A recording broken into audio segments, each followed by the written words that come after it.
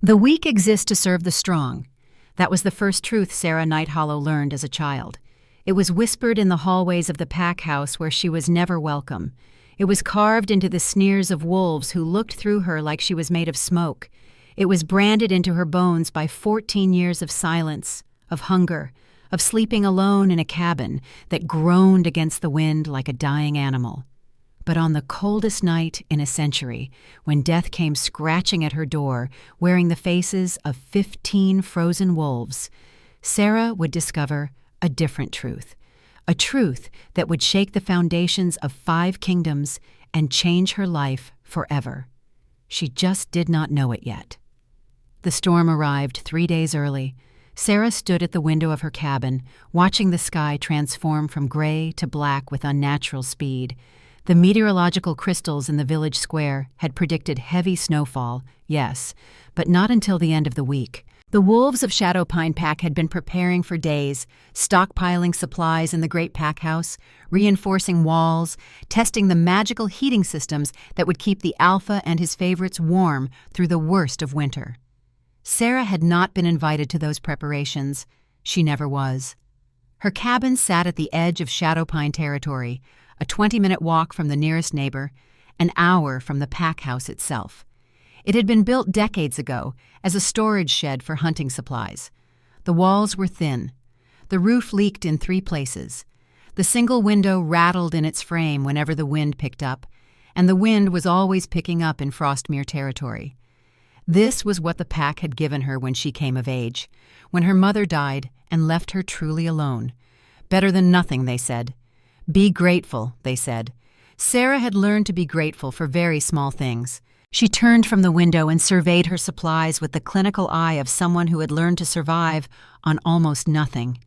Firewood stacked against the wall, enough for perhaps 5 days if she rationed carefully. Dried meat hanging from the rafters, 3 strips that would need to last a week.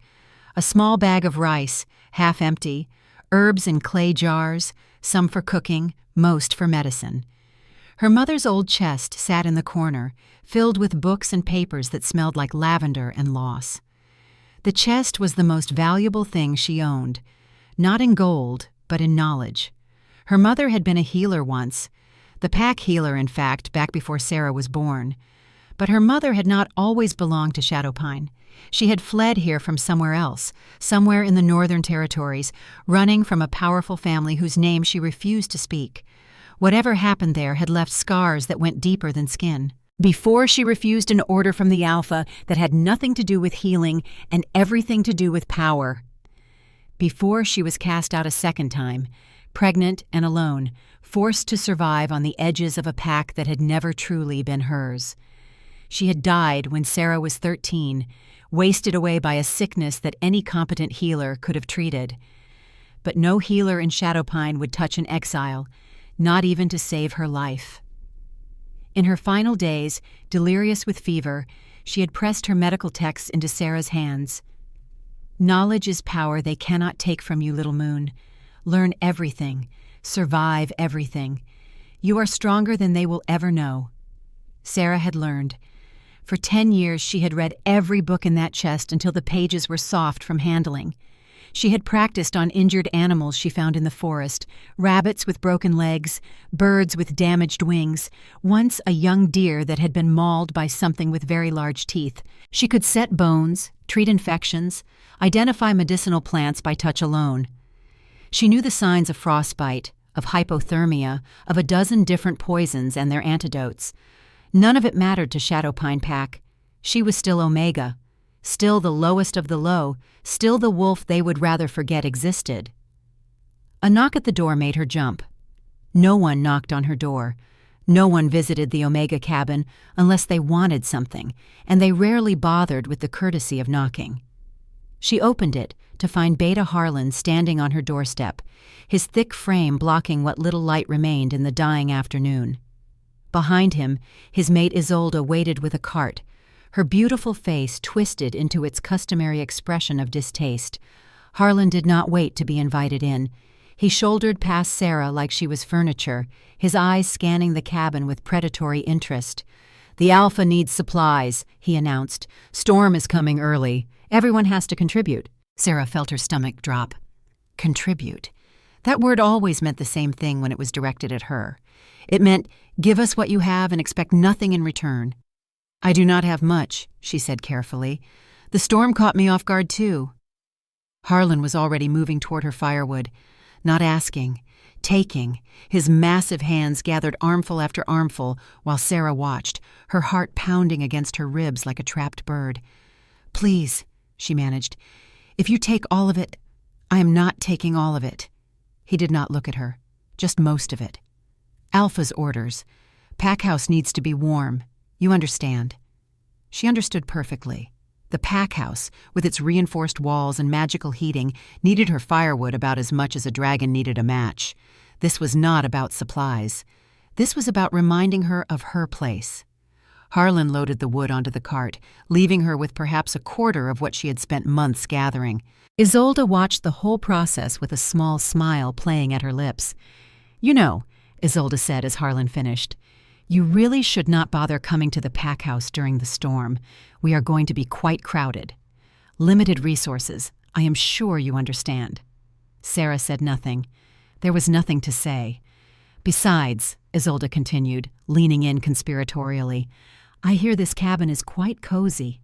All that character. You will be fine out here. Omegas are resilient, are they not? It is practically your only useful trait. Harlan laughed, a short, ugly sound, and climbed onto the cart. As they pulled away, he called back over his shoulder. Storm should pass in a few days. Try not to die before then. The paperwork is annoying. Sarah stood in the doorway long after they disappeared into the gathering darkness. The first flakes of snow were beginning to fall, small and light for now, but she could feel the weight of what was coming pressing down from the sky like a physical force. She closed the door. She did not cry. Crying was a luxury she had abandoned years ago, somewhere between her mother's death and her first winter alone, when the temperature dropped so low that her tears had frozen on her cheeks and left burns she could still feel when the weather turned cold. Instead, she assessed. The firewood Harlan had left would last perhaps 2 days if she was careful. 1 if the storm was as bad as the sky suggested. She had blankets, 3 of them, worn thin from years of use, but still functional. She had her mother's shawl, thick wool in a pattern of silver and blue that was the only beautiful thing she owned. And she had knowledge. Sarah moved to her mother's chest and pulled out a small leather journal. Survival techniques, the spine read in her mother's careful handwriting. Her mother had not been a survivalist, but she had treated enough wolves who had been caught in bad weather to know the tricks. Heat retention. That was the key. Seal the gaps in the walls with spare cloth. Heat stones in the fire and place them around the sleeping area. Create layers of insulation. Reduce the space you are trying to heat to the bare minimum. Sarah worked through the evening as the storm built outside. She stuffed rags into every crack she could find. She moved her bedding to the corner nearest the fireplace, creating a small nest of blankets and her mother's shawl. She heated the flattest stones she could find and arranged them in a circle around her sleeping space. By the time full dark fell, the wind was howling like something alive and angry. Snow drove against the window so hard she could hear it, a constant hissing rattle that set her teeth on edge. The temperature plummeted with terrifying speed. She could see her breath even with the fire burning. Sarah curled into her nest of blankets and tried not to think about how long the storm might last. Tried not to calculate the diminishing returns of her firewood against the increasing cold. Tried not to wonder if Harlan and Isolde had been right. If this was the winter she finally stopped being a problem the pack had to deal with.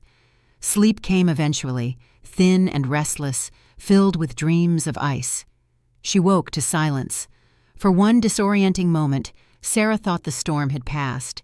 Then she realized the silence was not the absence of wind, but the presence of something else, something that made the wind seem like background noise.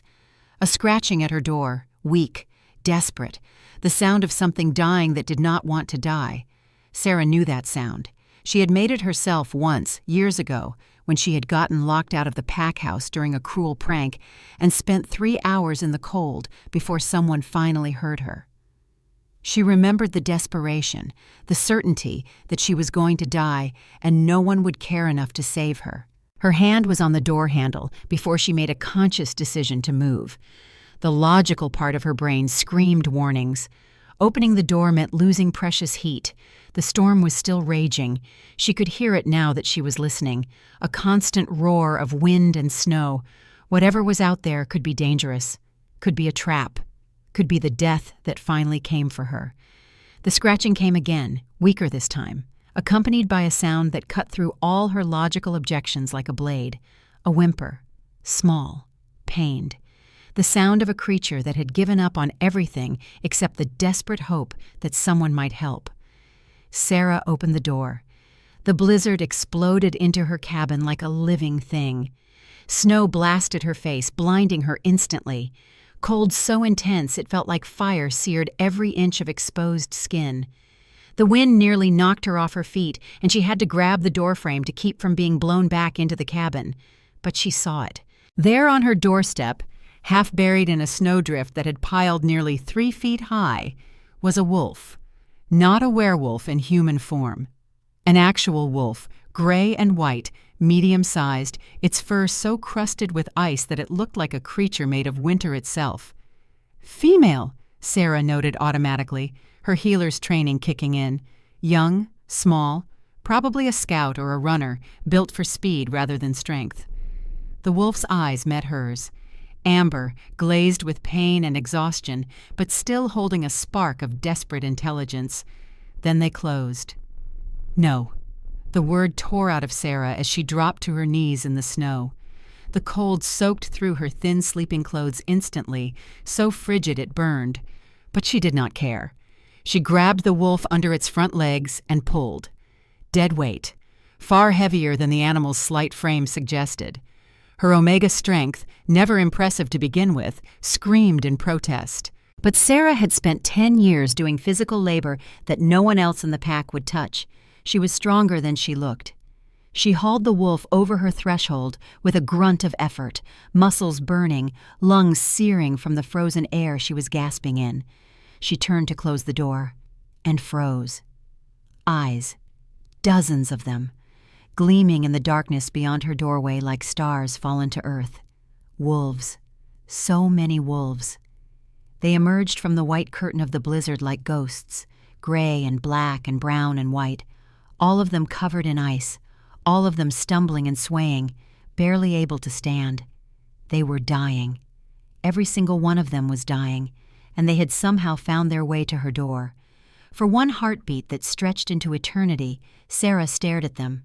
15 wolves at least, maybe more in the darkness beyond. Her cabin was barely big enough for her. Her supplies were nearly gone. She was already rationing her firewood to make it through the storm alone. If she let them in, they would all die. There was simply not enough to go around. If she did not let them in, they would die anyway.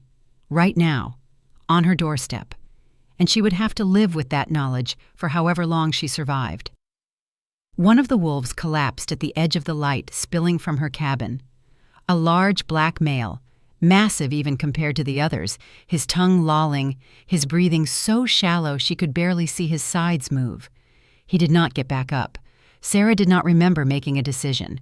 One moment she was standing in the doorway, the next she was out in the storm, grabbing the black wolf by his scruff and hauling with everything she had. He was enormous, easily 150 pounds, maybe more, of solid muscle and frozen fur.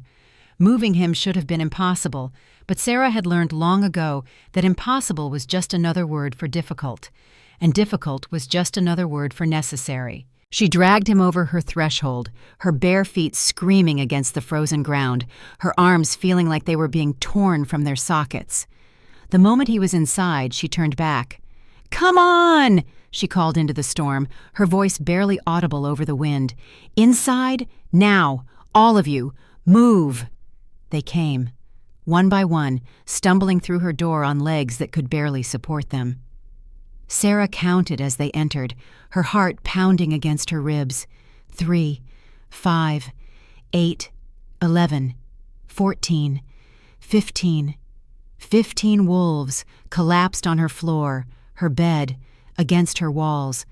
great heaps of frozen fur and ice, some still breathing hard, others barely breathing at all.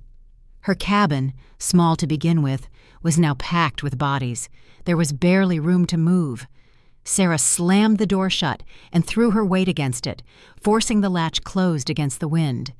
The howling became muffled, and suddenly the only sounds were labored breathing, soft whimpers, and the crackling of her dying fire. "Okay," she whispered to herself, looking around at the chaos she had just invited into her life. "Okay, think. The fire first." It had nearly died while the door was open, reduced to embers that would not last another 10 minutes. She threw her remaining firewood on without hesitation, not caring about rationing anymore, not caring about tomorrow. If they did not survive tonight, tomorrow would not matter. The flames caught, grew, began to spread heat back into the space. But 15 wolves.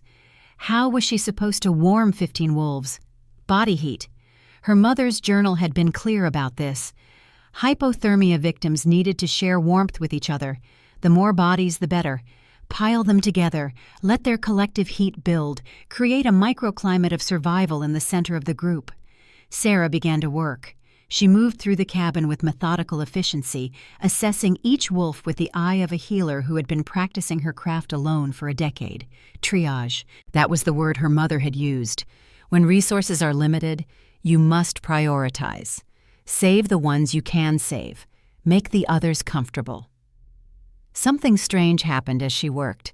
Her sense of smell, always sharper than other omegas, seemed to heighten even further. She could detect the subtle differences between wolves who were merely cold and wolves who were truly dying, could almost taste the sickness in the air around the worst cases, a bitter tang that guided her hands to the right places. Her mother had possessed the same gift, had called it intuition, had warned Sarah never to speak of it to anyone. Sarah had never understood why. Tonight, she was simply grateful it existed. The small gray female she had first found was actually in decent shape compared to the others, weak but stable. Sarah positioned her near the fire, then moved on. A brown male, massive and heavily muscled, was shivering violently. Good sign, actually. Shivering meant his body was still fighting, still trying to generate heat. She positioned him in the center of the room and began arranging smaller wolves around him. A tan female with a torn ear was not breathing well, short, gasping breaths that spoke of fluid in the lungs. Sarah elevated her head, hoped it would be enough. On, wolf after wolf, checking pulses, examining paws and ears for the black discoloration of severe frostbite, dribbling warm water into mouths that could barely swallow. And then there was the black wolf. He was by far the worst. She had left him where she dragged him in, near the door, not having the strength to move him farther. Now she approached him with her heart in her throat. Up close, she could see details she had missed in the frantic moments of rescue. His fur was not simply black. It was black shot through with threads of silver, like starlight woven into midnight. His paws were enormous, his claws thick and wickedly sharp even in their current ice-crusted state. A scar crossed his muzzle, old and faded. The mark of a battle survived long ago. This was not a wolf accustomed to losing. She placed her hand on his chest, feeling for a heartbeat. Strong, slow, like a war drum beating in the deep. He was alive, but barely. His fur was frozen solid in places, ice crystals embedded so deep she could not brush them out. "Stay with me," she whispered, beginning to work on him with the same methodical care she had shown the others. "Come on, big guy. Do not dare die in my house. I did not drag you in here just to watch you go." His eyes cracked open. Gold. Pure, metallic gold, the color of sunlight on autumn leaves, of treasure in a dragon's hoard, of power beyond anything Sarah had ever seen. They were not the eyes of an animal.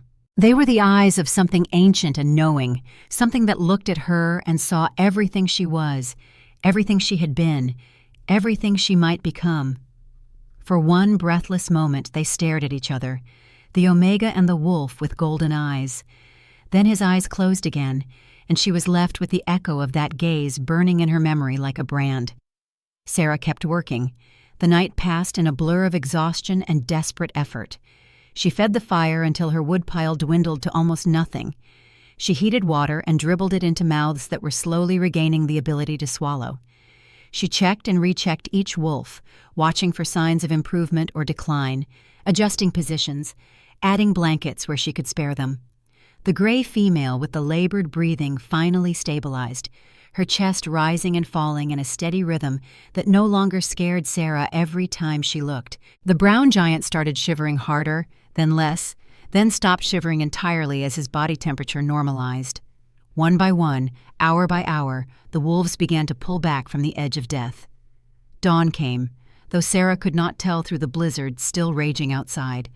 She only knew because her body, pushed far past its limits, finally began to fail. She collapsed against the wall near the fire, her own frame shaking with exhaustion, her clothes still damp from melted snow, her hands raw and aching from hours of constant work. She had done it. Somehow, impossibly, she had done it.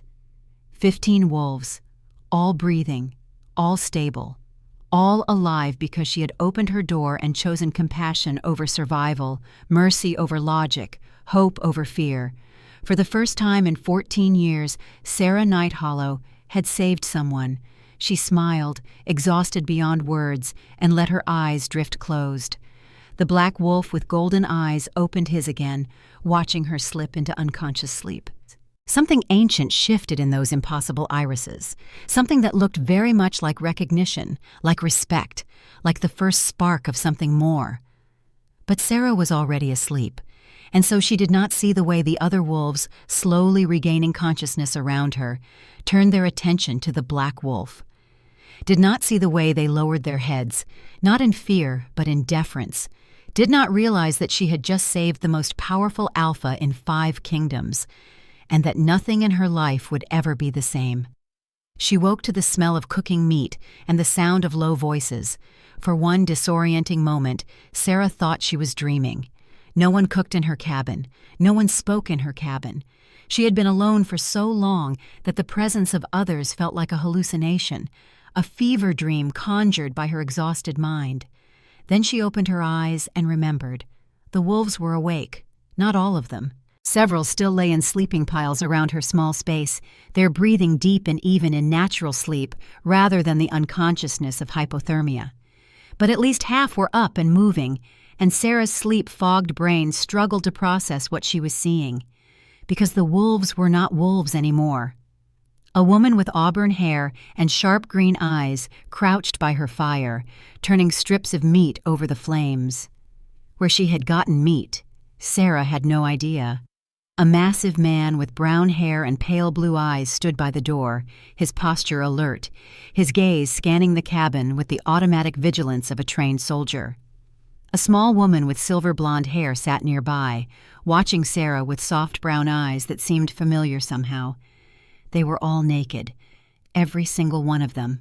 And they all moved with the casual ease of people who did not think twice about being seen without clothes, who had shifted between forms so many times that modesty was simply not a concept that applied to them. Werewolves. They were all werewolves, and she had let 15 of them into her home. Sarah sat up slowly, her muscles screaming in protest. Every part of her ached, a deep bone weariness that came from pushing her body far past its limits. But she forced herself to move, to show no weakness, to assess this new situation with the same clinical detachment she had used all night. The auburn-haired woman noticed her first. "She is awake," she announced, and every eye in the cabin turned toward Sarah, including a pair of golden ones. He sat in the corner, the black wolf who was no longer a wolf, tall, broad-shouldered, heavily muscled in the way of someone who had spent years in combat, whose body was a weapon honed through constant use. His skin was tan, his hair black as midnight and just as wild, falling past his shoulders in a way that suggested he did not often bother with things like grooming. But it was his eyes that held her, golden, exactly as they had been in wolf form, and fixed on her face with an intensity that made her breath catch in her throat. Scars covered his chest and back. She catalogued them automatically. Blade wounds, claw marks, what looked like a burn that had healed badly. Old wounds, all of them. the marks of a warrior who had survived more battles than she could count. One scar was newer, on his shoulder. She remembered seeing it last night, remembered thinking that it had been treated professionally, that it spoke of someone with access to skilled healers. The wound was open now, edges red with the early signs of infection. "Your shoulder needs attention," she said. Her voice came out hoarse from hours of disuse, but steady. "You have been favoring it since you woke up. The cold likely aggravated the original injury." The cabin went silent. The auburn-haired woman stopped turning the meat. The massive man by the door actually took a step toward Sarah, something protective in his posture, though she was not sure who he was protecting. The black-haired man simply stared at her for a long moment. Then one corner of his mouth twitched, not quite a smile, but close. "You are a healer," he said. "Not a question, a statement." "I was never trained," Sarah replied carefully. "But I have studied, and I have practiced, enough to know infection when I see it." The man rose to his feet in one fluid motion, and Sarah had to fight the urge to scramble backward. He was tall, so tall that he had to duck slightly to avoid the cabin's low ceiling, and the power rolling off him was like nothing she had ever felt, a pressure in the air itself, a weight that made her wolf, small and frightened and buried deep inside her chest, want to roll over and show her belly. She did not. She was not sure how, but she did not. Instead, she held his gaze and waited. "You are either the bravest Omega I have ever met," he said slowly, "or the most foolish." Sarah considered this. "I suppose it depends on what happens in the next few minutes." Something flickered across his face. Surprise, maybe. Or the beginning of respect. "My name is Caden Ironfang," he said, and Sarah's heart stopped in her chest. "Alpha King of the Northern Territories, Lord of the Five Kingdoms, Commander of the Royal Guard." He gestured to the other werewolves in the cabin, who were all watching this exchange with expressions ranging from fascination to amusement. "These are my guard. You saved all of us last night." Alpha King. The Alpha King. The most powerful werewolf in the known world. The ruler of territories that spanned thousands of miles. The wolf that other alphas bowed to, that armies marched for, that legends were written about. She had dragged the Alpha King across her threshold like a sack of grain and made him drink warm water from a chipped bowl. Sarah started, but her voice failed her. Caden stepped closer, not threatening, despite his size and power, deliberate, giving her time to move away if she wanted to. When she did not, he stopped within arm's reach and looked down at her with those impossible amber irises. "You saved 15 lives last night," he said quietly. 15 members of my guard, the most elite warriors in my kingdom. You did it alone, with no resources, no backup, no hope of reward. You are half-starved, living in conditions I would not allow for a prisoner, and you gave everything you had to keep strangers alive." His gaze moved over her cabin, taking in the thin walls, the patched roof, the empty food stores, the pile of firewood that was nearly gone. "Where is your pack, Sarah Nighthollow? Why are you alone in this place that is not fit for habitation?" She should lie. She knew she should lie. Protecting the pack, even a pack that had never protected her, was instinct, was training, was 14 years of learning that speaking against the Alpha brought consequences she did not want to face. But she was so tired. And this man, this king, had looked at her with something other than contempt, had acknowledged her skill, her courage, her sacrifice. She told the truth. "They did not want me at the pack house," she said simply. "Beta Harlan told me not to come, said I would be a waste of resources. He took most of my firewood the day before the storm. His mate said I would be fine out here alone. That Omegas are resilient." Her voice did not shake. She had learned long ago not to let emotion show when discussing her treatment. Emotion was weakness, and weakness was an invitation for more cruelty. "Alpha Marcus knew about this?" the auburn-haired woman asked. Her voice was sharp, angry in a way Sarah did not understand. "Alpha Marcus does not concern himself with Omega matters," Sarah replied. "I am not sure he remembers I exist." Silence, heavy and suffocating. Sarah looked around the cabin and saw rage on every face. The massive man by the door had clenched his fists so hard his knuckles were white. The silver-haired woman had tears in her eyes that she was clearly fighting not to shed. The auburn-haired woman looked like she wanted to murder someone. And Caden. Caden was completely still, eyes like molten sunlight burning with a cold fire that made Sarah take an involuntary step back. The pressure in the cabin increased. The air itself seemed to grow heavy, pressing down on Sarah's shoulders, making it hard to breathe. This was alpha power, she realized. This was what it felt like when the most dominant wolf in 5 kingdoms was truly, deeply furious. But the fury was not directed at her. "How long?" Caden asked, and his voice was soft in a way that was far more frightening than shouting. "How long have they treated you this way?" "Since I was 9, Sarah answered. "When my mother died. 14 years. Yes. 14 years of living in this cabin. 14 years of being denied resources, excluded from pack events, treated as less than nothing. 14 years of your alpha failing in his most basic duty to protect you." Sarah did not answer. The truth was answer enough. Caden closed his eyes. When he opened them again, the rage was still there, but controlled now. Banked like a fire that could be unleashed at will but chose to wait. "There is a law," he said, "a very old law, one of the oldest we have. It says that when someone saves the life of another, a debt is created. A life debt. Are you familiar with this?" "I have heard of it," Sarah admitted. "Then you know that the person who holds the debt can claim a boon, anything within the debtor's power to grant." Caden's gaze held hers, intense and unwavering. "You saved my life, Sarah Nighthollow. You saved the lives of 15 of my guard. By the old laws, by the ancient codes that have governed our kind since the beginning, you have earned a boon from the Alpha King himself." Sarah stared at him. A boon. Anything she wanted. Wealth, land, protection, revenge. She could ask for anything, and the most powerful wolf in the world would be bound to grant it. She thought about the pack house, warm and bright, full of wolves who had left her to die. She thought about Beta Harlan laughing as he took her firewood. She thought about Isolde telling her not to bother coming, that Omegas were resilient, that it was practically their only useful trait. She thought about 14 years of hunger and cold and loneliness and cruelty. And then she said, "I do not want anything." The silence that followed was absolute. Even the fire seemed to stop crackling.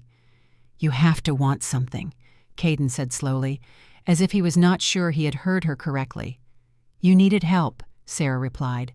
"I helped. That is all. I did not do it for a reward.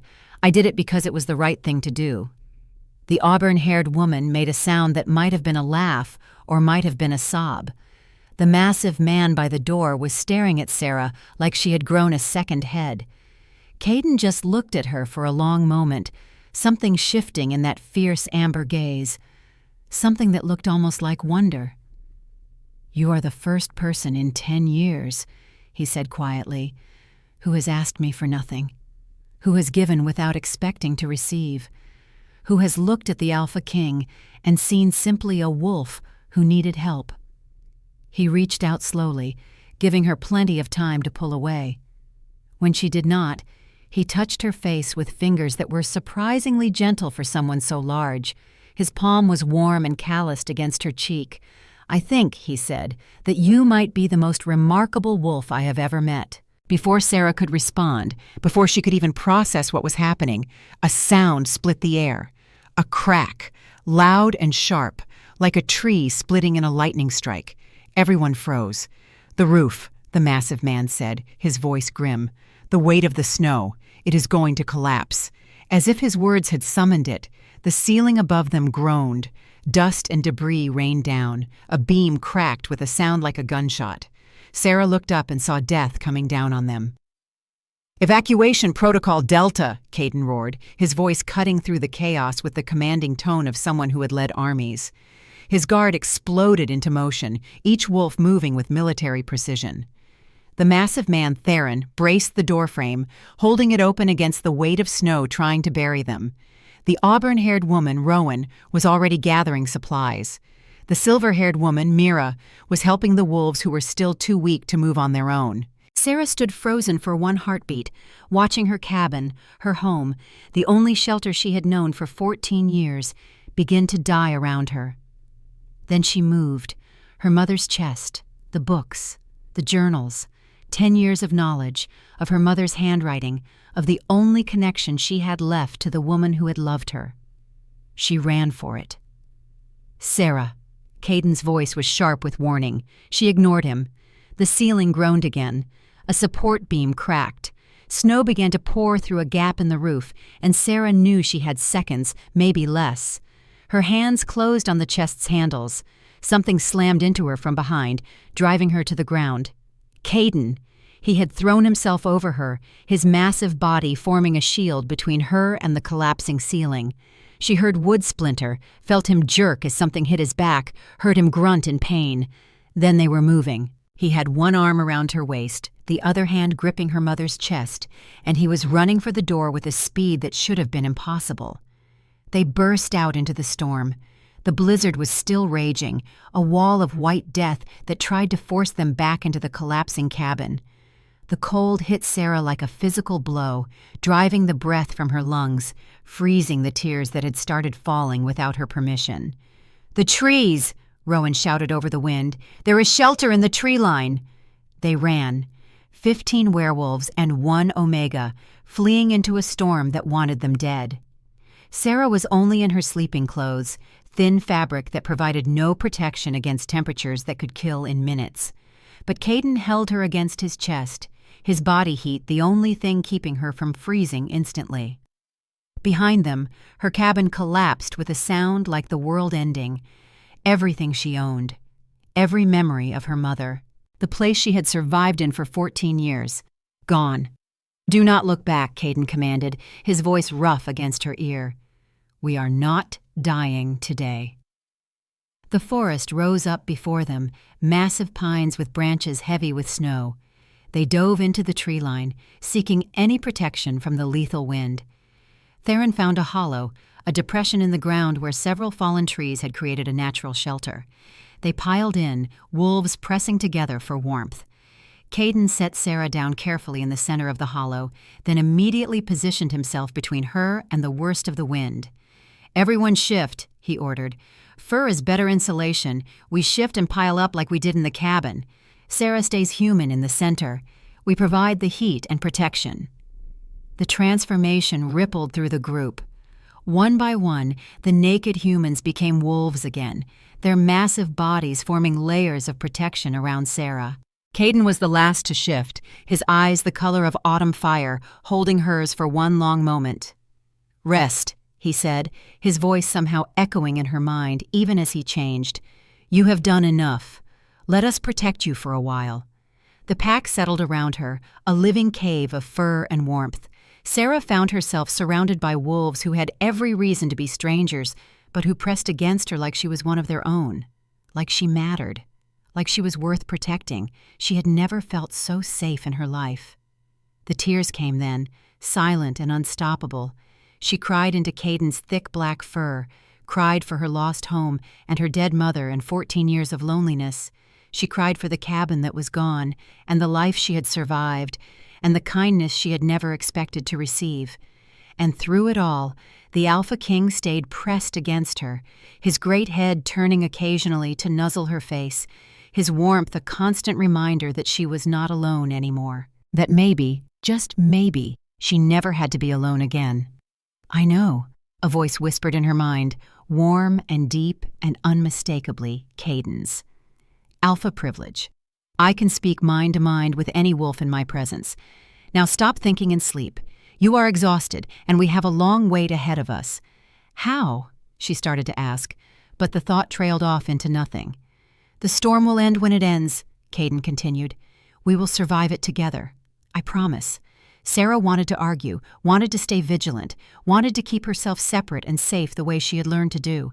But she was so tired, bone deep and soul weary, and for the first time in 14 years, someone was telling her it was okay to rest. She closed her eyes and let the darkness take her, surrounded by wolves who had become something that felt terrifyingly like family. The last thing she felt before sleep claimed her was Caden's presence in her mind, warm and strong and impossibly gentle.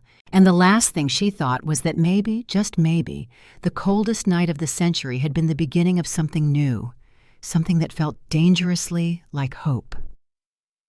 Sarah woke to silence and the smell of blood. For one disorienting moment, she could not remember where she was. The warmth surrounding her was unfamiliar, the press of bodies against hers strange and alarming. Then memory crashed back like a wave, and she opened her eyes to find herself still cocooned in the center of a wolf pile, dawn light filtering through the gaps in their makeshift shelter. The storm had passed. She could tell by the quality of the silence. No more howling wind, no more driving snow, just the quiet of a world buried under white, holding its breath after surviving something terrible. Sarah stirred, and immediately the wolves around her began to move. They shifted one by one, transforming from fur to flesh, with a fluidity that still amazed her. Within moments, she was surrounded by naked men and women instead of massive wolves, all of them stretching and assessing and moving with the automatic efficiency of soldiers who had woken in worse conditions many times before. All except Caden. He had shifted with the others, but he remained crouched near the edge of their hollow, his back to her. His shoulders were tense, his breathing carefully controlled, and when Sarah looked more closely, she saw why. Blood was running down his back. She was moving before she made a conscious decision, scrambling over the other wolves with a gracelessness that would have embarrassed her if she had time to think about it. She reached Caden's side and sucked in a sharp breath. The wound was deep, a jagged gash that ran from his right shoulder blade to the middle of his back, clearly caused by the falling debris he had shielded her from. It had been bleeding slowly all night, the cold slowing the flow, but now that they were warm and moving, fresh blood was welling up with alarming speed.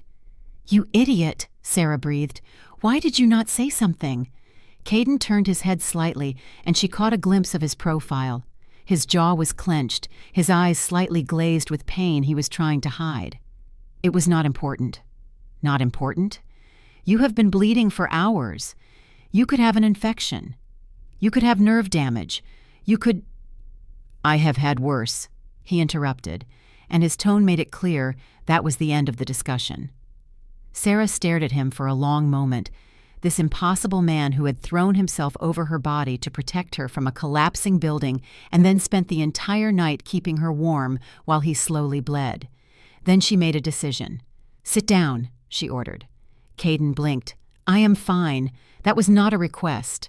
Sarah moved in front of him, blocking his path, her hands on her hips. "I am a healer. You are injured. Sit down and let me look at it, or I swear by every god that has ever existed, I will make you regret it." Behind them, someone made a choking sound that might have been a laugh. Sarah did not turn to see who. Caden stared at her. She stared back, refusing to lower her gaze, refusing to submit, even though every instinct was screaming at her to back down. This was the Alpha King. This was the most dominant wolf in 5 kingdoms, and she was an Omega who had just given him an order. The moment stretched, tension crackling in the air like lightning about to strike. Then Caden sat down. "You are going to be trouble," he said, but there was something in his voice that sounded almost like approval. "I can already tell." Sarah did not respond. She was already examining his wound, her fingers gentle but thorough as she assessed the damage. The gash was ugly but clean, the edges ragged from the splintered wood that had caused it. No debris left inside that she could feel, no signs of the deep infection she had feared. But it needed proper treatment. Stitches, ideally. At minimum, cleaning and bandaging with materials she did not have. "I need supplies," she said, looking around at the other wolves. "Clean cloth for bandages. Water, if anyone can find some that is not frozen solid. And something to use as thread. I can make do without a needle if I have to, but thread is essential." The wolves exchanged glances. Then Rowan, the auburn-haired commander, stepped forward. "Mira," she said, "find water. Declan, see if there is anything in the wreckage of the cabin we can salvage. Theron, perimeter check. I want to know exactly where we are and what is between us and the nearest outpost." The wolves moved instantly, responding to orders with the kind of precision that spoke of years of training.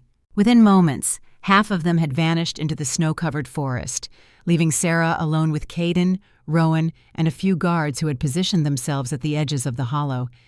"You trained them well," Sarah observed, still examining Caden's wound. "Rowan trained them," Caden replied. "I just try not to get in the way." Rowan snorted. "He is being modest. 10 years ago, the Royal Guard was a joke. Political appointees, the sons and daughters of nobles who wanted prestige without work. He rebuilt it from nothing." "I had help," Caden said, and Sarah heard something in his voice that made her look up. A weight, a weariness that went deeper than physical exhaustion. He had scars everywhere, she realized, not just the fresh wound on his back, but dozens of old marks covering his chest, his arms, his shoulders. The map of a life spent fighting, bleeding, surviving things that should have killed him. 15 years of war, Rowan said quietly, as if reading Sarah's thoughts. The unification campaigns. He fought in every major battle, led the final assault on the southern stronghold, took wounds that would have killed a lesser wolf a dozen times over. By the time he claimed the crown, there was not a soldier in 5 kingdoms who would not die for him. Sarah looked at Caden with new eyes. She had known he was powerful, known he was king, but she had not understood what that meant, the cost of it, the weight he carried. "The war ended 10 years ago," Caden said, his voice flat. "Ancient history." "But the scars do not go away," Sarah replied softly. "Do they?" Something flickered in his eyes. Surprise, maybe, or recognition. The look of someone who had just been seen in a way they were not expecting. Before he could respond, Mira returned with water, scooped from a stream she had found nearby, and carried in a container made from bark. Declan followed shortly after, his arms full of salvaged supplies from the cabin wreckage. Among them, Sarah spotted her mother's chest, dented but intact. Relief flooded through her so intensely she had to close her eyes for a moment. "You saved it," she breathed. "Caden saved it. You ran back into a collapsing building for it," Caden said. "It was clearly important. It was my mother's. Everything she knew, everything she taught me." She opened the chest with trembling fingers, checking the contents. The books were slightly damp but undamaged. The journals were intact. The small pouches of dried herbs were still sealed. And buried at the bottom, wrapped in oilcloth, was her mother's medical kit. Needles, thread, bandages, a small bottle of antiseptic tincture that had taken her mother years to perfect. Sarah almost cried. Instead, she got to work. She cleaned Caden's wound with water and antiseptic, ignoring his sharp intake of breath at the sting. She threaded a needle with practiced hands, then paused. "This is going to hurt," she warned him. "I have had worse," he repeated. "Stop saying that. It is not comforting." She took a deep breath. "Try to hold still." The stitching took longer than she would have liked. The wound was awkward to reach, and Caden's muscles kept tensing involuntarily, despite his efforts to remain still. But Sarah worked with patient precision, each stitch small and even, the way her mother had taught her. By the time she finished, Caden's back was covered in neat rows of sutures, and he was looking at her with an expression she could not read. "Where did you learn to do that?" he asked. "My mother's books." She bandaged the wound with clean cloth, wrapping it around his chest and shoulder to keep it secure. "And practice. A lot of practice on animals I found injured in the forest. You taught yourself. There was no one else to teach me." Caden turned to face her fully, and the weight of his attention was almost physical. "Your mother was a healer," you said. "The pack healer." "Before I was born, yes. Before she was cast out." "Cast out why?" Sarah hesitated. This was not something she talked about, not something she let herself think about if she could avoid it. But Caden had saved her life, had protected her with his own body, had carried her mother's chest through a blizzard because he saw that it mattered to her. She told him the truth. Alpha Marcus wanted her to do something that was not healing, something that had nothing to do with her duties. She refused. He did not take the refusal well. Understanding dawned in Caden's eyes, followed by a cold rage that made the temperature around them seem to drop several degrees. He did what, exactly? My mother never told me the details. Sarah kept her voice steady through sheer force of will. Only that she said no, and that saying no cost her everything. Her position, her home, her pack. She was pregnant with me at the time. She spent the rest of her life on the edges, surviving on scraps, trying to protect me from the same fate. And she died when I was 13, a sickness that any healer could have treated, but no one would help in exile. Caden was silent for a long moment. When he spoke again, his voice was soft, but there was steel beneath it. Alpha Marcus has much to answer for. He has been Alpha for 20 years, Sarah replied. He has powerful allies. He is on the Council of Alphas. No one has ever challenged him. No one has ever had reason to. Until now. Before Sarah could ask what he meant by that, Rowan approached, her expression troubled. Your Majesty, we have a problem. Caden's demeanor shifted instantly, the wounded man disappearing behind the mask of the king. Report. The storm hit harder than predicted, much harder. Our route back to the forward outpost is blocked by avalanche debris. We are at least 2 days from the nearest safe shelter, and Rowan glanced at Sarah. The Omega cannot keep pace with us in wolf form. Then we travel at her pace, Caden said immediately. With respect, Your Majesty, that could take 4 or 5 days. We have no supplies, limited ability to hunt in these conditions, and there is another concern. The attack. Rowan nodded grimly. We were ambushed by that storm, whether magic of some kind or a very well-placed betrayal. Either way, someone wanted us dead. If they learn we survived... They will try again, Caden finished. He was quiet for a moment, thinking. Then his gaze moved to Sarah. There is another option. Every wolf in the hollow turned to look at her. I do not understand, Sarah said slowly. A pack bond, Caden explained. A temporary one, at least. It would link you to us, to me specifically. My power would flow into you, stabilize your wolf, give you the strength to keep pace with the guard. Sarah felt her breath catch. A pack bond with the Alpha King. She knew what that meant. She had read about it in her mother's journals, in the medical texts that covered the physiological effects of pack dynamics. A bond with an alpha was not a small thing. It created a connection that went beyond physical proximity, a link between souls that could not be easily broken. The benefits, Caden continued, his tone carefully neutral, would include enhanced speed and stamina, access to pack communication, and a degree of protection from other dominant wolves. You would be able to sense us, and we would be able to sense you. We could coordinate more effectively, move faster, respond to threats more quickly. And the costs? His eyes held hers, unflinching. The bond would tie you to me, to us, for as long as it lasts, which could be days or weeks depending on how strong the connection becomes. You would feel my emotions, my presence. You would be compelled to stay close to the pack. Distance would be uncomfortable, possibly painful. He paused. And breaking the bond, when the time comes, could hurt. Significantly. Sarah absorbed this. A temporary bond with the Alpha King. A connection that would change her on a fundamental level, tie her to wolves she had known for less than a day. It should have terrified her.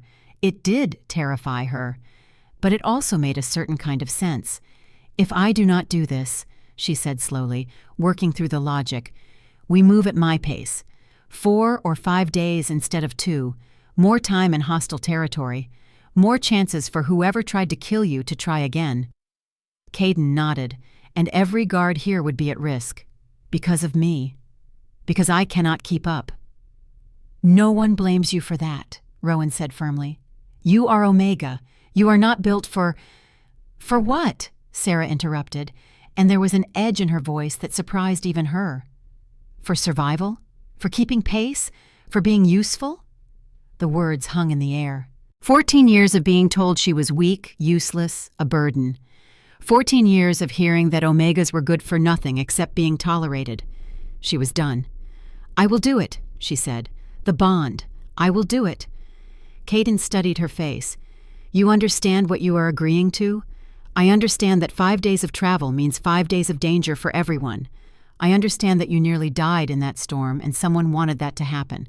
I understand that I cannot be the weak link that gets people killed." She met his eyes without flinching. "I have been a burden my whole life. To my mother, to my pack. I am done being a burden." For a long moment, Caden did not respond. Then he moved closer, so close she could feel the heat radiating from his skin despite the cold air around them. "You were never a burden," he said quietly. "Not to your mother, not to us. You saved our lives. You are the reason we are still breathing. Whatever you are, Sarah Nighthollow, weak is not it." His hand rose slowly, giving her time to pull away. When she did not, he cupped her face with a gentleness that made her heart stutter. "But if you want to do this," he continued, "I will not stop you. I would rather have you choose to be Pack than have Pack chosen for you. That is not how it should work."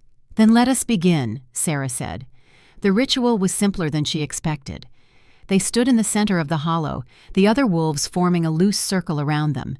The morning sun had risen higher, casting golden light across the snow-covered forest, making everything sparkle like it had been dusted with diamonds. Caden took both her hands in his. His palms were warm and rough with calluses, the hands of someone who had worked and fought and built things with his own strength. "This is an old ritual," he said, his voice taking on a formal quality that seemed to resonate in the air itself. "Older than the kingdoms, older than the hierarchies we have built. In the beginning, all wolves were equal. Alphas, betas, omegas. We survived together, or we died alone. This bond honors that truth." Sarah felt the power gathering around them, a pressure in the air that made her skin tingle. "Sarah Nighthollow," Caden continued, "do you willingly accept this bond?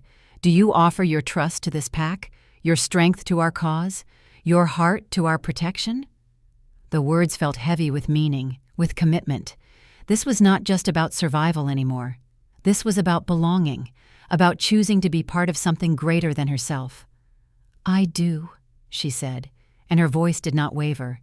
"Do you swear to honor the pack? To stand with us in darkness and light? To share in our burdens as we share in yours?" "I do." Caden's grip tightened on her hands. "Then, by the power vested in me as Alpha King, by the ancient laws that bind our kind, I claim you as Pack. I offer you my strength, my protection, my loyalty. What threatens you threatens me. What hurts you hurts me. We are bound from this moment forward until death or choice parts us." The last word barely left his lips before the world exploded. Power slammed into Sarah like a tidal wave. Not her power, his. Alpha strength, raw and overwhelming, pouring into her through their joined hands. She gasped, her knees buckling, but Caden held her upright, his eyes blazed pure gold. No white visible, no pupil, just molten power. "Do not fight it," he commanded, his voice echoing with alpha compulsion. "Let it in. Let it change you." She had no choice. The power flooded through her veins like liquid fire, burning away something old and broken, filling the empty spaces with something new. Her wolf, small and frightened and cowering deep inside her chest, suddenly roared to life, growing, strengthening, fed by alpha magic until she was no longer a shadow but something magnificent. She felt the others too, 15 distinct presences blooming in her mind like stars appearing at dusk. Rowan's sharp intelligence, a blade honed to a razor edge, Theron's steady strength, immovable as a mountain, Mira's gentle warmth, soft as spring rain, Declan's eager energy, bright as new flame. Each member of the Royal Guard became a point of light in her consciousness, connected by threads of pack bond that hummed with life and power. And at the center of it all, Caden. His presence was enormous, overwhelming, like standing next to the sun. She felt his power, yes, but also his emotions. Fierce protectiveness, unexpected tenderness, absolute certainty that she was worth saving. It was too much, too intense. Sarah felt herself fragmenting under the weight of it all, her sense of self dissolving into the flood of sensation and connection. "Stay with me," Caden's voice, both aloud and in her mind. "You can handle this. "You are stronger than you know." "I cannot," she gasped. "You can. You already have. You survived 14 years alone. You saved 16 lives without hesitation. You faced down an alpha king with courage. This power does not make you strong, Sarah. It just reveals what was always there." His words anchored her, gave her something to hold on to as the transformation completed. The fire in her veins began to cool, settling into a steady warmth. The presences in her mind shifted from overwhelming to comfortable. And her wolf, goddess, her wolf.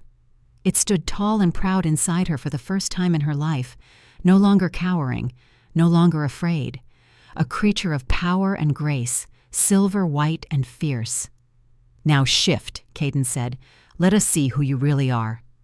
Sarah reached for her wolf, expecting the usual struggle, the difficulty, the pain of forcing a transformation that never wanted to come. Instead, her wolf rose up like a wave, eager and joyful. The shift happened in a heartbeat. Bones rearranging, fur sprouting, senses sharpening. One moment she was human. The next she was standing on 4 legs, the world remade in scent and sound and crystalline clarity. And then she looked down at herself, or tried to. All she could see was fur, gleaming silver white in the morning light, catching the sun like spun moonlight. She felt different, powerful in a way she had never experienced.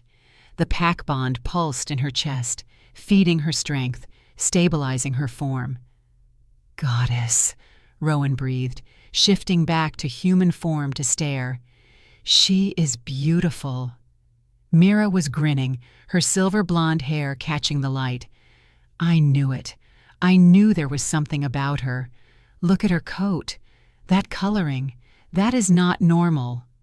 "No," Caden agreed, and Sarah heard wonder in his mental voice. "It is not." He shifted, the massive black wolf appearing where the man had been. His eyes met hers, and she saw something in them that made her heart skip. "You are not just an Omega," he said through their bond.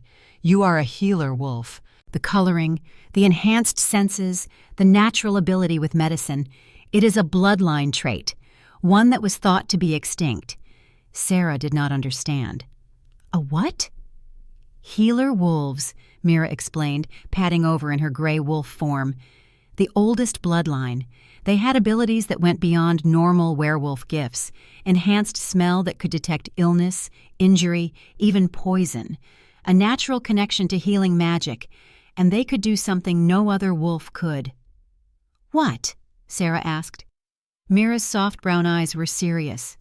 "They could cure berserkers, wolves driven mad by dark magic, transformed into mindless killing machines. Healer wolves could bring them back, could heal the damage to their minds." "That is," Caden added, "why they were hunted to extinction 50 years ago. Certain alphas did not want anyone who could undo their most powerful weapons, so they killed every healer wolf they could find." Sarah felt cold despite her thick fur. "My mother," she said slowly. "She was a healer. The best in the pack. She never told me why she was so good at it, but she was a healer wolf," Caden finished. "And she hid what she was, hid what you could become, to protect you." The weight of this settled over Sarah like a mantle. Her mother's skill, her dedication to teaching Sarah everything she knew, her insistence that knowledge was power they could not take away. It all made sense now. "Does this change things?" Sarah asked, suddenly uncertain. "Does this make me dangerous to you?" Caden's wolf moved closer until they were standing side by side. His shoulder brushed against hers, warm and solid and reassuring. "It makes you precious," he replied. "It makes you someone we need to protect at all costs, and it makes whoever tried to kill us even more of a threat, because if they know what you are, they will not stop until you are dead." Before Sarah could respond, Theron's voice cut through the pack bond, sharp with warning. "Your Majesty, we have company." The wolves turned as one, shifting into combat positions with smooth efficiency.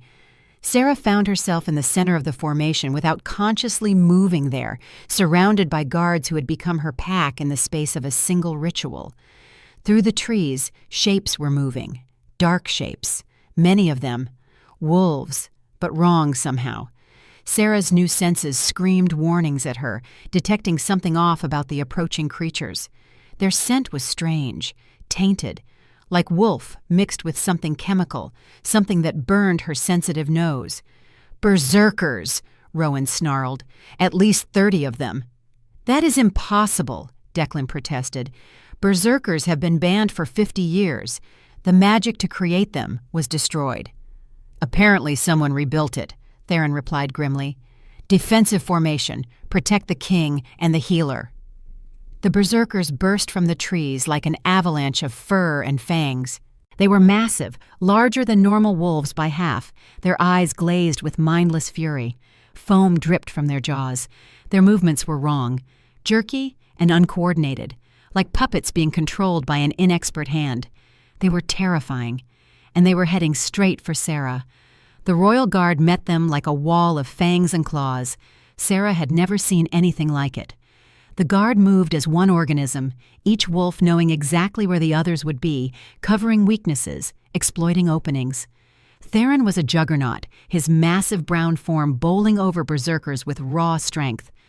Rowan was a blur, her auburn wolf darting in and out, hamstringing enemies, creating openings for others to exploit. Caden was something else entirely. The Alpha King fought like death incarnate. His black wolf moved through the berserkers like a shadow through water, each strike precise and lethal. He did not waste energy, did not make unnecessary movements. He simply killed, efficiently and ruthlessly, his eyes never losing their cold focus. 5 berserkers fell to him in the first minute, then 7, then more. But there were so many of them. For every berserker that fell, 2 more seemed to take its place. The guard was being pushed back, their formation compressing, their movements becoming desperate rather than controlled. And then one broke through. Sarah saw it coming. A massive gray berserker, larger than the others, its eyes fixed on her with single-minded intensity. It had slipped past Declan while he was occupied with 2 smaller enemies, and now it was charging straight at her with killing intent, radiating from every line of its corrupted form. She should have run, should have hidden behind her packmates like the weak Omega everyone had always told her she was. Instead, Sarah stood her ground. The berserker lunged. Sarah dodged, her new reflexes surprising even her, the bond lending her speed she had never possessed. The creature's jaws snapped closed on empty air, and in that moment of confusion, Sarah acted on pure instinct. She leaned in close and breathed. Not fire, not magic, just breath, carrying with it something she had not known she possessed. An essence, a scent. The power of a healer wolf, passed down through generations, buried in her blood, and awakened by the pack bond. The berserker froze. Its glazed eyes flickered. Its foam-flecked muzzle twitched. And then, impossibly, it collapsed, its massive body hitting the snow with a muffled thump. It was still breathing, still alive, but the madness was gone from its eyes. Where there had been mindless fury, there was now confusion, fear, the desperate bewilderment of a creature that did not know where it was or how it had gotten there. Sarah had cured it. With nothing but breath and instinct, and a bloodline gift she had never known she possessed. The other berserkers hesitated. Something had changed, some signal in the air that even their corrupted minds could detect. One by one, they began to retreat, pulling back into the forest with confused snarls and uncertain movements. Within moments, they were gone. The royal guard stood in the aftermath, breathing hard, some bleeding from wounds that would heal within hours. They stared at Sarah with expressions she could not read. "Did she just?" Declan started. "Yes," Mira replied, wonder in her voice. "She did." Caden shifted back to human form, blood streaming from a gash on his arm that he ignored completely. He walked toward Sarah, his eyes intent on her face.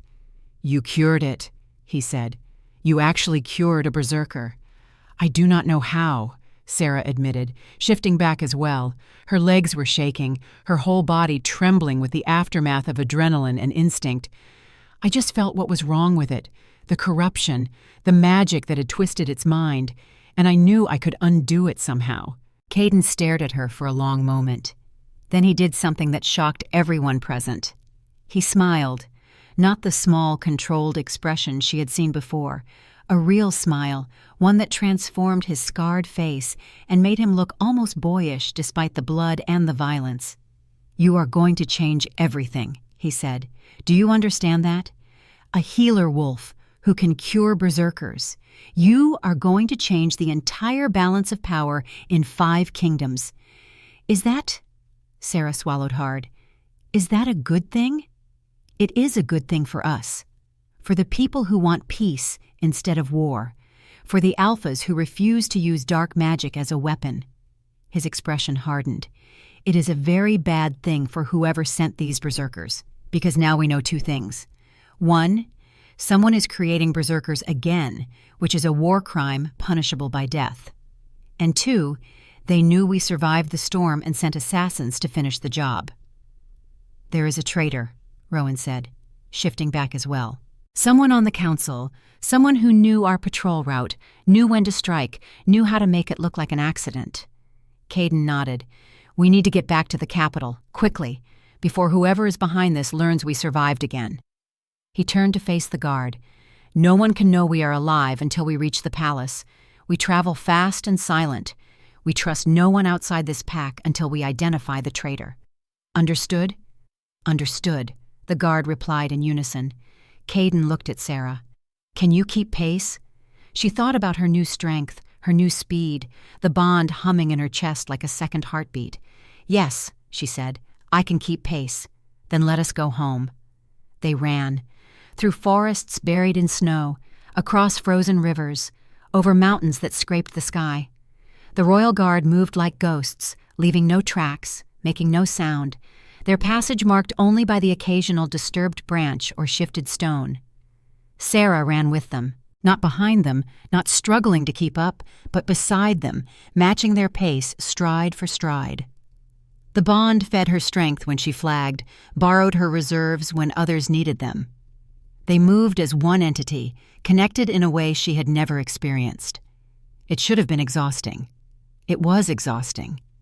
But it was also exhilarating in a way she could not describe. For the first time in her life, Sarah was not the weak link, not the burden, not the omega everyone had to slow down for. She was pack.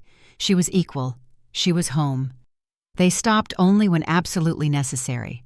To drink from streams, to rest for brief hours when the guard's enhanced stamina finally reached its limits, to tend to wounds and replenish energy. During one of these stops, Mira approached Sarah with something in her hand. A small pouch, worn leather, filled with dried herbs that Sarah recognized immediately. "From your cabin," Mira explained. Declan salvaged what he could from the wreckage. "I thought you might want these." Sarah took the pouch with trembling hands. These were her mother's herbs, the ones she had gathered and dried and stored over years of patient work, healing supplies that Sarah had assumed were lost forever. "Thank you," she managed, her voice thick. Mira sat down beside her, close enough to share warmth but not crowding. "We have something in common, you know." Sarah looked at her questioningly.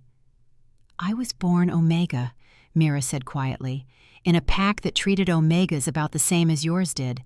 I was told my whole life that I was worthless, that my only value was what I could provide to stronger wolves, that I would never be anything more than a burden. What changed?" Mira smiled, a sad expression that held echoes of old pain. "The king.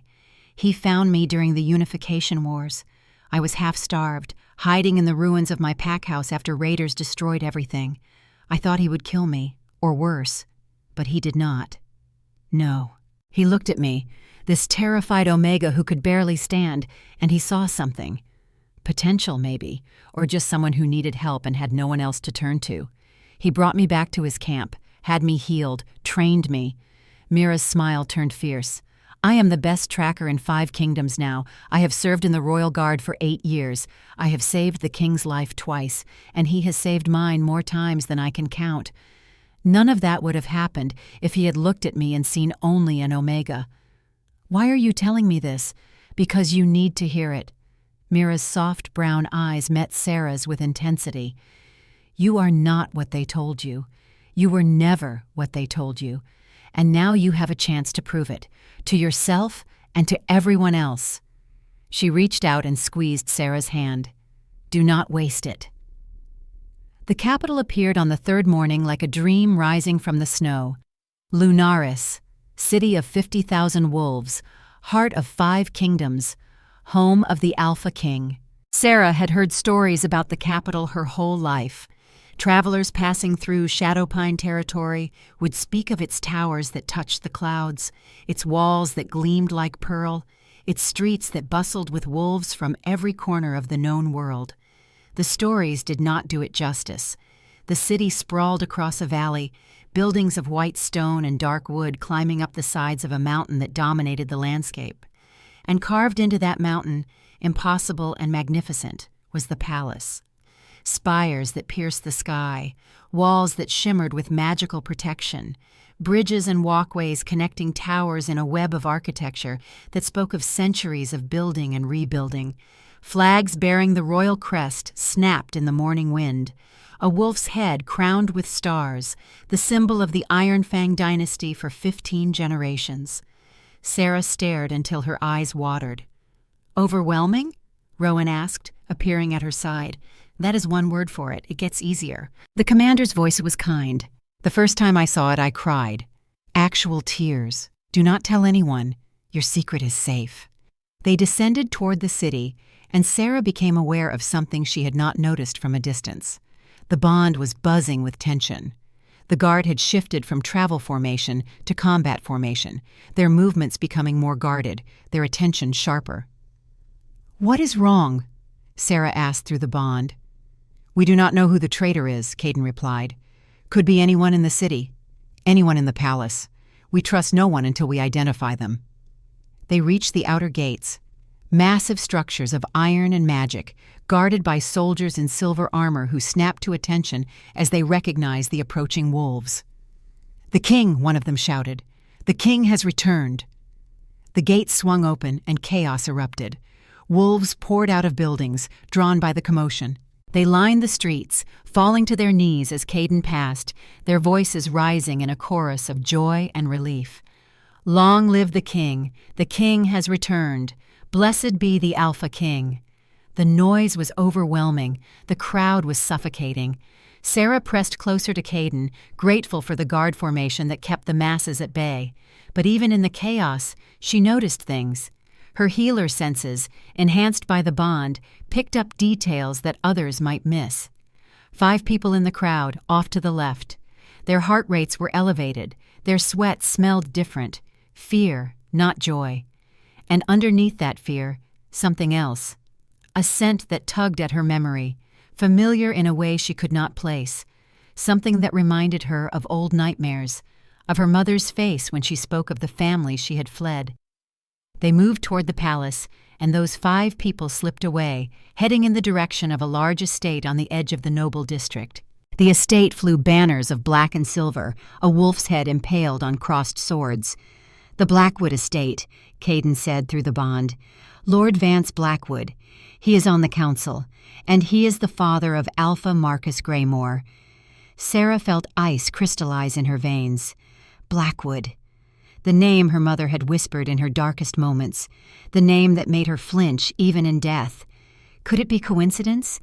Could the family her mother fled be the same family that had shaped the Alpha who tormented her? There are no coincidences, Caden replied, sensing her turmoil through their connection. Tell me everything your mother said about that name. Not much. Sarah's mental voice was unsteady. Only that they were powerful, that they hunted something precious, that she would rather die than let them find her again. Caden was silent for a long moment. Then, we need to be very careful. If Blackwood is involved in what happened to us, this goes deeper than one corrupt Alpha. They entered the palace through gates that opened automatically at Caden's presence. The chaos of the streets faded behind them, replaced by the ordered calm of the royal court. A group of wolves waited on the palace steps, their power pressing against Sarah's senses like physical weight. The council. Caden shifted to human form, and the others followed. Servants rushed forward with robes, and Sarah wrapped hers around herself, suddenly aware of how small she was compared to the wolves around her. Your Majesty. An elderly man stepped forward, white-haired and weathered, but with eyes that held sharp intelligence. 3 days. We mourned you for 3 days. Chancellor Varen, Caden greeted, his tone respectful but guarded. My apologies for the concern. I was somewhat occupied with not dying. The Chancellor's eyes moved to Sarah, assessing. And this is Sarah Nighthollow. Caden's voice carried across the courtyard.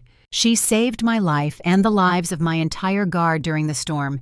She is the reason I stand before you today, and as of 3 days ago, she is a full member of the royal pack. Murmurs rippled through the council. Sarah saw surprise on some faces, suspicion on others, and on one face, barely controlled fury. Lord Vance Blackwood stood at the edge of the council group, his expression carefully neutral, but his scent betraying him. Fear, anger, the bitter tang of plans gone wrong. An Omega? A woman spoke, her voice dripping with disdain. Auburn hair, green eyes, beautiful in a cold way. You bonded an Omega to the royal pack?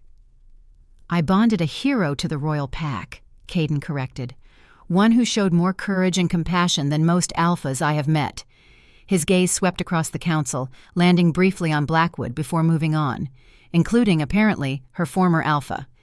Sarah comes from the Shadowpine pack, under Alpha Marcus Greymore, who, during the storm, deliberately abandoned her to die while the rest of his pack sheltered in safety. The courtyard went silent. That is, Chancellor Varen said slowly, a serious accusation. It is a statement of fact. Caden's voice was cold. One that will be proven at trial. I am formally charging Alpha Marcus Greymore with abandonment of a pack member, abuse of his authority, and negligent homicide. His eyes fixed on Blackwood. And I am opening an investigation into the storm that nearly killed me. Because weather magic does not just happen. Someone made that storm worse than it should have been. Someone who knew my patrol route and wanted me dead. Blackwood's face went pale, then red, then carefully blank. You cannot possibly be suggesting, he started. I am suggesting nothing, Caden interrupted smoothly. Yet. But I am a thorough man, Lord Blackwood. I investigate every possibility, follow every lead, and I always find the truth. The threat was clear. Touch me again, and I will destroy you. The council will convene in 6 days, Chancellor Varen announced, his voice cutting through the tension. Alpha Marcus Greymore will be summoned to answer the charges. Until then, Lady Nighthollow will remain under royal protection. Lady Nighthollow. Sarah had never been called Lady anything in her life. She stood a little straighter. Come, Caden said, turning toward the palace entrance. Let me show you your new home. He offered her his hand, and she took it, very aware of every eye in the courtyard watching them. The Alpha King and the Omega, the ruler of 5 kingdoms, and the girl who had been left to die. As they walked up the palace steps, Sarah felt Blackwood's gaze burning into her back, felt his hatred like a physical force. He is going to try something, she said through the bond. Undoubtedly, Caden agreed. That is why you will not leave my sight until this is over. Is that an order? He glanced at her, and there was something warm in those eyes like molten sunlight, something that made her heart skip. It is a request, he said, from someone who has already lost too many people he cares about. And despite everything, despite the fear and the uncertainty and the enemies gathering around them, Sarah smiled, because for the first time in her life, someone cared whether she lived or died, and that was worth more than all the gold in 5 kingdoms. The night before the trial, Sarah could not sleep. She stood at the window of her chambers, watching the moon rise over Lunaris. The city sprawled beneath her like a living thing, thousands of lights flickering in windows, the distant sounds of night markets and taverns drifting up to the palace heights. Somewhere out there, Alpha Marcus Greymore was preparing his defense. Somewhere out there, Lord Blackwood was plotting his next move. And somewhere in her chest, her heart was beating so hard she could feel it in her throat. 6 days had passed since their arrival at the capital. 6 days of preparation, of strategy sessions, of learning the intricate dance of palace politics. Dr. Soren, the royal physician, had examined her thoroughly, documenting every sign of malnutrition and neglect with clinical precision. His report read like an indictment of everything Alpha Marcus had allowed to happen under his watch. Rowan had gathered evidence from across the kingdom. Testimony from merchants who had sold to Shadowpine Pack and noted how the Omega was never provided adequate supplies. Statements from travelers who had passed through the territory and witnessed her treatment. Records from pack gatherings where her absence had been noted and dismissed as unimportant. But there was another thread to this investigation, a darker one. The connection between Lord Blackwood and her mother's past had consumed Sarah's thoughts since that first day in Lunaris. Caden's intelligence network had been working around the clock, piecing together fragments of a story that stretched back 50 years. What they had found made Sarah's blood run cold. "You should be resting." Caden's voice came from the doorway. She had felt him approaching through their connection. His presence a warm glow in her mind that had become as familiar as her own heartbeat over the past 6 days. "I could not sleep," she admitted without turning around. She heard him cross the room, felt him stop just behind her. Close enough that she could feel the heat radiating from his body, but not touching. He had been careful about that since the bonding ritual, giving her space, letting her set the pace of whatever was developing between them. "The Blackwood files," he said. "You read them." It was not a question. He could feel her turmoil through the bond. "My mother was a healer wolf," Sarah said quietly, "and Blackwood hunted her kind to extinction. He personally led the purges 50 years ago, killed dozens of wolves whose only crime was being born with the ability to heal." She turned to face him. In the moonlight, his features were all sharp angles and shadows, his gaze fierce as banked embers. "He knew what I was the moment he saw me," she continued. "That is why he tried to kill you in the storm, not just for political gain. Because if you bonded a healer wolf, if you protected me, his secret would eventually come out. Everything he did 50 years ago would be exposed." Caden nodded slowly, and Marcus was his weapon. Raised to hate Omegas without understanding why, trained to abuse anyone who might carry the healer bloodline. "Your mother fled to Shadowpine thinking she would be safe in a small, insignificant pack. She did not realize Blackwood's son had already been placed there as Alpha. It was never random," Sarah whispered. "The abuse, the neglect, the way Marcus looked at me like I was something that needed to be destroyed. Blackwood was behind it all. My entire life has been shaped by a man I never met." Caden moved closer, and this time he did not stop at a respectful distance. He pulled her into his arms, holding her against his chest with a fierceness that spoke louder than words. "Tomorrow," he said against her hair, "we end it. All of it. Blackwood and Marcus both. They will answer for every crime, every death, every moment of suffering they caused. What if the Council protects Blackwood? He has allies, 40 years of political connections. Then I will remind the Council that their positions exist at my pleasure." Caden's voice was soft but certain. "I am the Alpha King, Sarah. My word is law. If they choose to shield a murderer and a traitor, I will dissolve their seats and rebuild from nothing." He pulled back slightly, cupping her face in his hands, "But I do not think it will come to that. The evidence is overwhelming, and you are not the frightened Omega they expect. You are a healer wolf, the last of your kind, the living proof of Blackwood's crimes. When you stand before them tomorrow and tell your story, they will have no choice but to listen. What if I am not strong enough? You faced down a blizzard that killed dozens. You saved 16 lives with nothing but knowledge and determination. You cured a berserker with instinct alone." Caden's thumb brushed across her cheekbone. "You are the strongest wolf I have ever known, Sarah. Tomorrow, you show them that strength." She leaned into his touch, drawing comfort from his warmth, his certainty, his unwavering belief in her. "Stay," she said. "Please, I do not want to be alone tonight." Caden's eyes searched her face, looking for doubt, for hesitation. He found none. "Just asleep," he agreed. They lay down together on the massive bed, hands intertwined between them. The moonlight painted silver patterns on the ceiling, and the sounds of the city drifted up like distant music. For the first time in 6 days, Sarah slept without nightmares. The council chamber was an arena designed for judgment. Sarah stood at its center, her heart steady despite the weight of what was about to happen. Tiered seating rose on all sides, filled with hundreds of wolves who had come to witness what was already being called the trial of the century. The council sat in the highest tier, 12 alphas in formal robes, their faces carefully neutral. 2 accused parties stood on the main floor today, separated by a line of royal guards. On one side, Alpha Marcus Greymore, flanked by Beta Harlan and Isolde. He looked confident, arrogant, certain that his political connections would protect him. On the other side, Lord Vance Blackwood, his silver hair immaculate, his posture rigid. He had been arrested at dawn, dragged from his estate before he could flee. The evidence found in his private study had been enough to warrant immediate action. Sarah stood between them, the living connection that tied their crimes together. "This tribunal is now in session," Chancellor Varon announced, his ancient voice carrying across the chamber. "We are gathered to hear charges of extraordinary gravity against Alpha Marcus Greymore, charges of abandonment, abuse, and negligent homicide.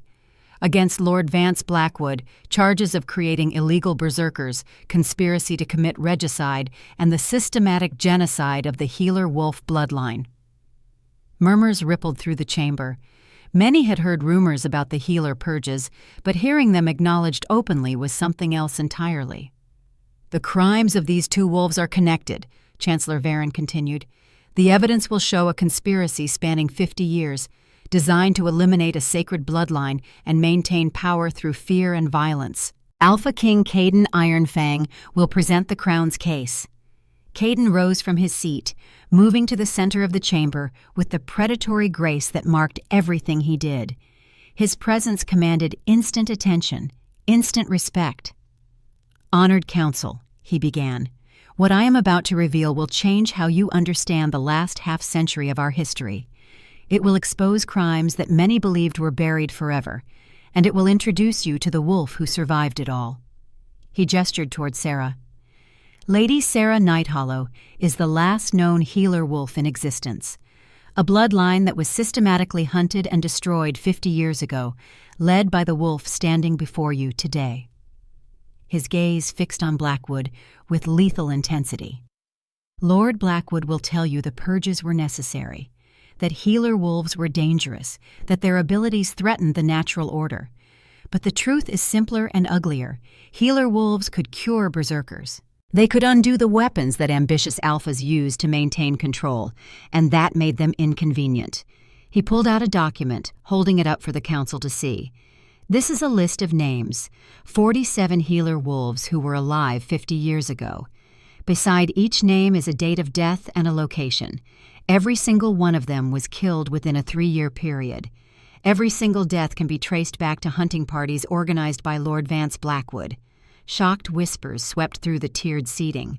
Blackwood's face remained impassive, but Sarah could smell his fear, sharp and acrid beneath his composed exterior. "Lady Nighthollow's mother was one of the survivors," Caden continued. "She escaped the purges by fleeing to Shadowpine territory, hiding her abilities, living in fear for the rest of her life. She died when her daughter was 13, from a sickness that any pack healer could have treated. But she could not reveal what she was, could not ask for help, because she knew that Blackwood's reach extended everywhere." He turned to face Marcus, including to her own alpha. Marcus Greymore was placed in Shadowpine by his father, specifically to watch for any sign of healer bloodline survivors. He was raised to hate Omegas, to abuse anyone who might carry the gift. He did not know why. He was simply a weapon, pointed at targets he did not understand. Marcus's confident expression faltered. He looked at his father, confusion and the beginning of horror dawning in his eyes. "That is a lie." Blackwood spoke for the first time, his voice steady, but his scent betraying him. "I have served this kingdom faithfully for 40 years. These accusations are nothing but fantasy." "Then explain this," Caden replied. Commander Theron stepped forward, carrying a box filled with documents and vials. "Found in Lord Blackwood's private study," Theron announced. "Formulas for berserker serum, lists of wolves who were kidnapped and transformed. and correspondence with mercenary groups, including orders to ensure the Alpha King did not survive his recent patrol. He held up a letter, its seal clearly visible. This order was sent 3 days before the storm. It instructs recipients to be ready to eliminate survivors if the weather magic failed to kill us. Weather magic, Chancellor Varen repeated slowly. You are claiming the storm itself was manufactured? Partially, Caden confirmed. Our investigators found traces of weather manipulation crystals buried in the mountains along our patrol route. The storm was natural, but it was artificially intensified and redirected to catch us in the worst possible location. He looked at Blackwood with cold fury. You tried to kill me because you knew I had found a healer wolf. You knew that if she bonded to the royal pack, if her abilities became known, everything you had done would be exposed. You were willing to murder your own king to protect your secrets. Blackwood's composure finally cracked. Desperation twisted his features as he turned to face the council. Everything I did was for the good of the kingdom, he snarled. Healer wolves are dangerous. They can manipulate wolves through scent, control minds, bend alphas to their will. I saved us from domination by eliminating that threat. Sarah stepped forward before anyone could stop her. Then explain why I am standing here freely, she said, her voice carrying across the silent chamber. I am a healer wolf. I have been bonded to the Alpha King for over a week. If we could control minds, would Caden not be my puppet by now? She spread her hands. The truth is that healer wolves cannot control anyone. We can sense illness and injury. We can accelerate natural healing. We can cure wolves who have been corrupted by dark magic. That is why you feared us.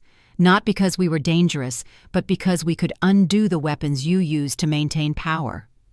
She turned to face the council directly. Lord Blackwood killed 47 innocent wolves to protect his political position.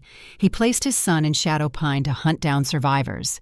He allowed me to be abused for 14 years because he suspected what I might be, and when he learned that I had survived and bonded to the king, he tried to murder us both. Her voice grew stronger with each word.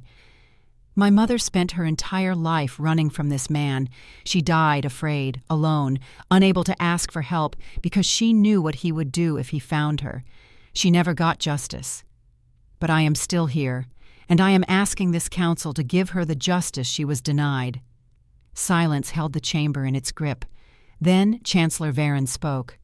Lord Blackwood, how do you respond to these charges? Blackwood looked around the chamber, searching for allies, for support. He found none. Even the wolves who had been his political allies were looking at him with disgust, with horror, with the dawning realization that they had been deceived for decades. I did what was necessary, he said finally, his voice hollow. History will vindicate me. History will remember you as a murderer, Caden replied coldly.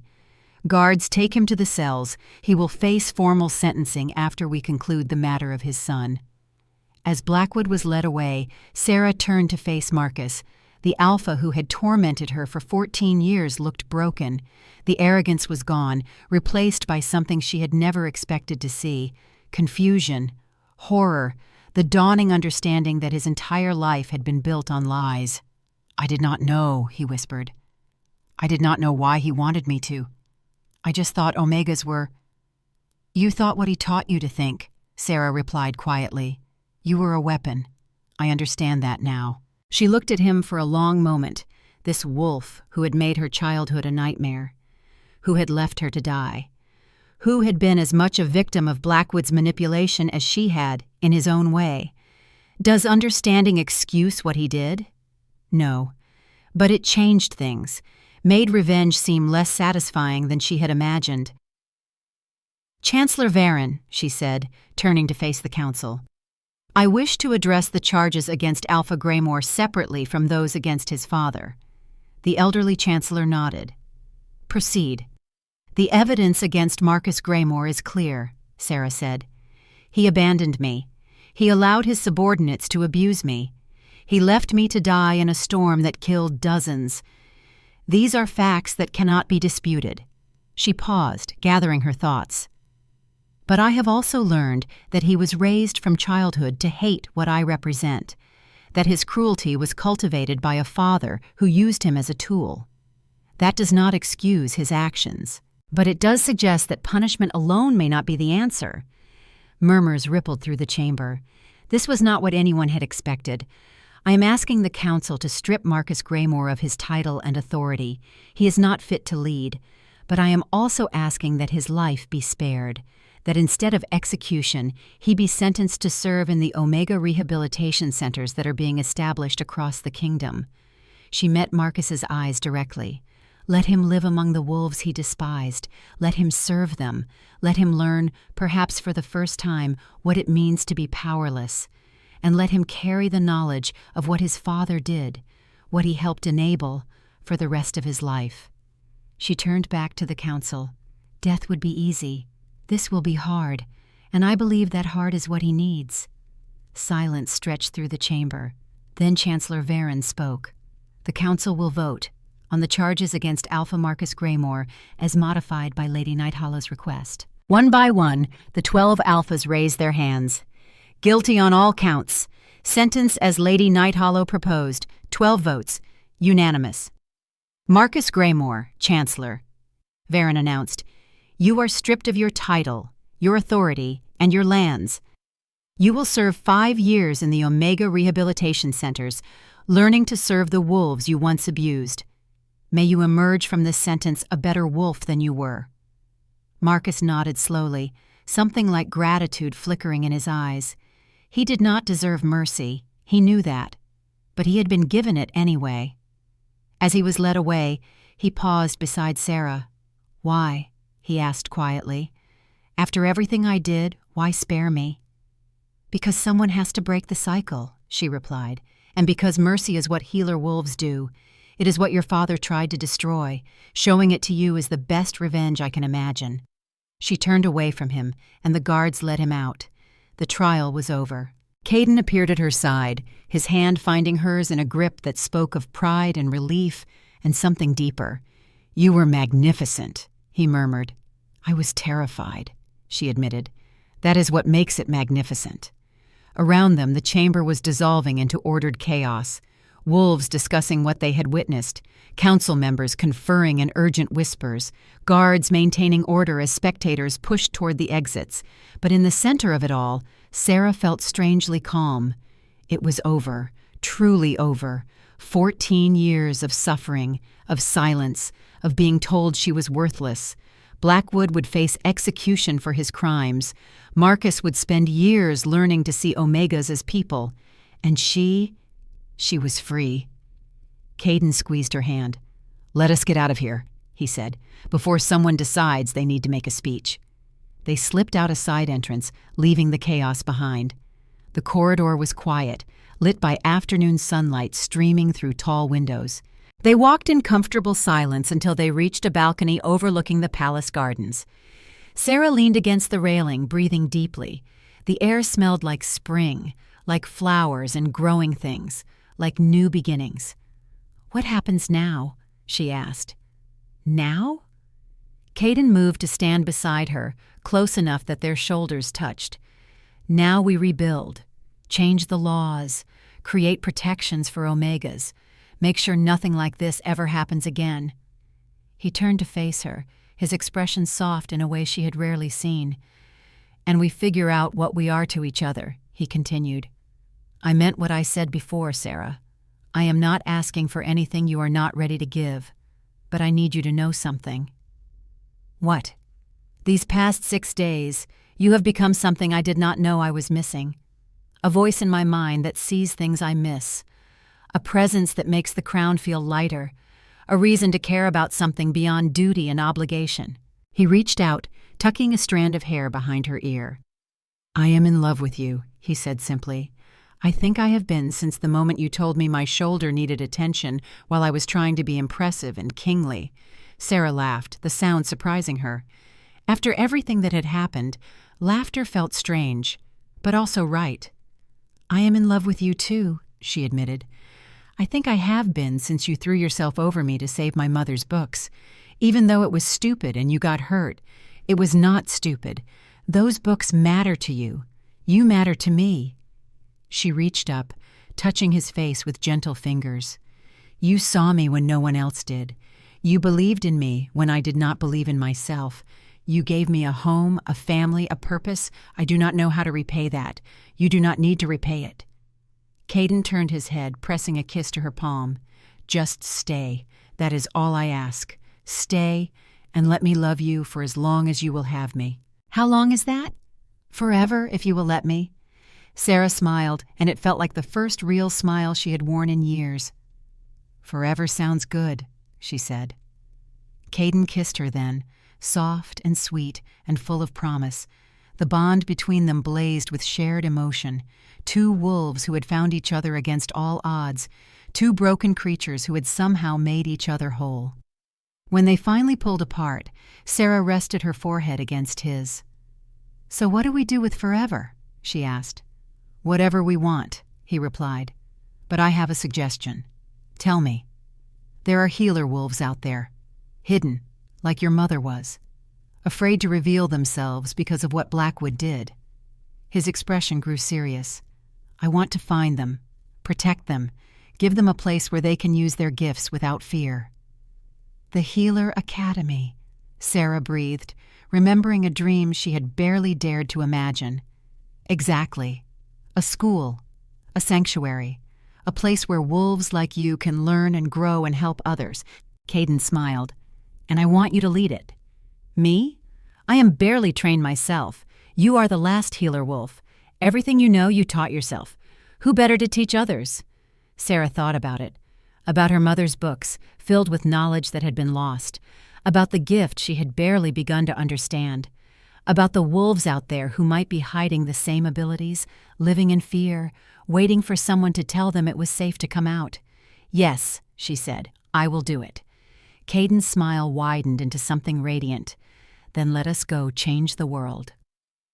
1 year later, the anniversary of the trial fell on the first day of spring. Sarah stood on the steps of the Healer Academy, watching the morning sun paint the mountains gold. Behind her, the building that had taken a year to construct rose against the sky, its towers reaching toward the clouds, its doors open to wolves from every corner of 5 kingdoms. Today was opening day. "Nervous?"